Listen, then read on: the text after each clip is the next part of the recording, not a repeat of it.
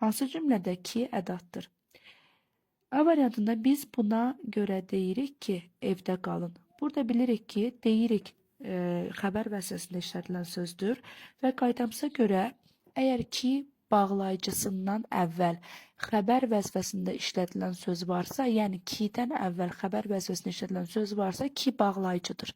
Ədat deyil. Ki söz ortasında gələndə o zaman ədadı olar ki, özündən əvvəl xəbər vəzifəsində işlədilən söz olmasın. Ki həm cümlənin sonunda gələndə ədat olur, həm də cümlənin ortasında özündən öncə xəbər olmadığı zaman ədat olur. Əgər ki-dən öncə bu şəkildə deyirik ki, yəni deyirik xəbər formasında işlədilən söz varsa, bu bağlayıcıdır. Ona görə A variantı olmaz. Akif də ki, məncə bunu bacarar. Burada isə ki-dən öncəki hissə Akif mübtəda olduğu üçün, xəbər olmadığı üçün, demək ki, burada qüvvətləndirici ədatdır. Doğru cavabımız B variantıdır.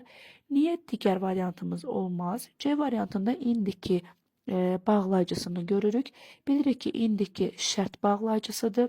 D variantında nə sən, nə də ki, o bura gəlsin cümləsində nə də ki, bilirik ki, bunlar inkarlıq bağlayıcılarıdır.